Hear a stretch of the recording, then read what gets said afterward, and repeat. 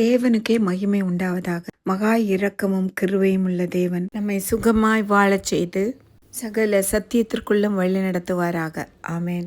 சோதனைக்காரனாகிய சத்துரு நம்மை சோதிக்க வரும் பொழுது நாம் அவசரத்தில் நம்முடைய சுயத்தில் ஒரு முடிவை எடுக்கிறோம். தேவனுடைய பாதத்தில் சென்று அமர்ந்து அவர் காத்திருந்து அவருடைய ஆலோசனை பெற்றுக்கொள்ள வேண்டும் என்று மறந்து விடுகிறோம். அதனால் நம்மளுக்கு இந்த ஃபெயிலியர்ஸ் வருது. அவரிடத்தில் சென்று ஆலோசனை கேட்கும் பொழுது தேவன் நமக்கு அந்த நியமத்தை நமக்கு கட்டளையிடுவார். உன்னை தொடுகிறவன் என் கண்மணியை தொடுகிறான்னு சொல்லியிருக்கார். அதனால் அவர் சாதாரணமா விட்டுற மாட்டார். சுயத்தில் நாம் முடிவு எடுக்காமல் கர்த்தரிடத்தில் நம்ம செல்லும் பொழுது அவர் அவருடைய சித்தத்தின்படி நமக்கு ஆலோசனை கொடுப்பார்.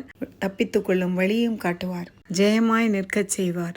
அதிக பாரத்தோடு கூட உங்களோடு ஷேர் பண்றதுக்கு காரணம் சுயமாய் எடுத்த முடிவினால் வந்த பெரும் நஷ்டங்களை பார்த்திருக்கிறேன். உங்களுக்கும் அது நேரிடக்கூடாது என்பதற்காக கரிசனையோடு சொல்லுகிறேன்.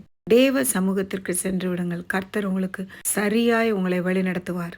சத்துருவின் சோதனையை ஹேண்டில் பண்ண யோபுட்ட கேட்டீங்கன்னா சொல்லுவார், அவர் என்னை கொன்று போட்டாலும் அவர் மேல் நம்பிக்கையா இருப்பேன். அல்லேலூயா. நம் குடும்பங்களில் இருக்கிறதான 4 பேரை கர்த்தருக்குள் வழி நடத்த நம்ம படாத பாடுபடும். காரணம் தேவ ஆலோசனை இல்லை. ஆனா மோசையை கேட்டீங்கன்னா 6 லட்சம் இஸ்ரவேலரை வனாந்தரத்தில் 40 வருஷம் மோர் தென் 10 to 15 டைம்ஸ் அவங்க மோசைக்கு விரோதமாய் முறுமுறுத்திருக்கிறார்கள். ஆனால் தேவ ஆலோசனையின் பேரில் அழகாய் அந்த வனாந்தரத்தில் வழி நடத்தி சென்றார். ஆமேன். மோசே இஸ்ரேல் ஜனங்களுடைய பெரிய இரட்சகர். அவர் தேவனை தரிசித்தவர். மோசே வீட்டில் எங்கும் உண்மை உள்ளவர். அவர் தேவனை நன்றாய் அறிந்திருந்தார். அவர் பரிசுத்தத்தில் மகத்துவம் உள்ளவர், துதிகளில் பயப்படத்தக்கவர், அற்புதங்களை செய்கிறவர் என்று மோசே அறிந்திருந்தபடியால் எல்லாவற்றுக்கும் அவரை டிபெண்ட் பண்ணியிருந்தார். நம்மள தேவனாகிய கர்த்தர் நம்மளோட முழு டிபெண்டன்சியும் அவர் மேல இருக்கணும்னு விரும்புறாரு. ஆனா அட் டைம்ஸ் நம்ம விலகி போயிடுறோம். பார்வோனும் அவருடைய சேனையும் கர்த்தர் செங்கடலிலே மூழ்கடிக்கிறதை கண்ணால் கண்டவர்கள் இஸ்ரேல் ஜனங்கள். அவர்கள் மாறாவிற்கு வந்தபோது அந்த தண்ணி கசப்பாய் இருந்ததை கண்டு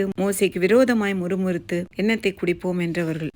உடனே மோசே சென்ற இடம் தேவபில் சென்று கேட்டபொழுது கர்த்தர் மோசேக்கு ஒரு மரத்தை காட்டி அதை தண்ணீரிலே போட சொன்னார். தண்ணீர் மதுரம் ஆயிற்று. அன்பான கர்த்தருடைய பிள்ளைகளை, நம்மளுடைய வாழ்க்கையிலும் அநேக கசப்பான சம்பவங்கள் நடைபெறும். ஆனால் ஒவ்வொன்றுக்கு பிறகும் கர்த்தர் ஒரு பெரிய நியமத்தை, ஒரு கட்டளையை நமக்கு வைத்திருக்கிறார். கசப்பான அனுபவங்கள் நம்முடைய வாழ்க்கையை சீர்படுத்தும், உருவாக்கும், நம்மை கரெக்ட் பண்ணும், ரட்சிக்கும், நம்மை தேவனிடத்தில் இன்னும் அருகில் கொண்டு போய் சேர்க்கும். பிரச்சனைகளை கண்டு முறுமுறுக்காமல் ஒருவரை ஒருவர் கடிந்து கொள்ளாமல் கர்த்தரின் சத்தத்தை கேட்டு ஒரு பார்வைக்கு செம்மையானவைகளை செய்து கட்டளைகளுக்கு செவி கொடுத்து நியமங்களை கை கொண்டால் ஒரு வியாதியும் நமக்கு வராதுன்னு சொல்லியிருக்கார். அல்லேலூயா.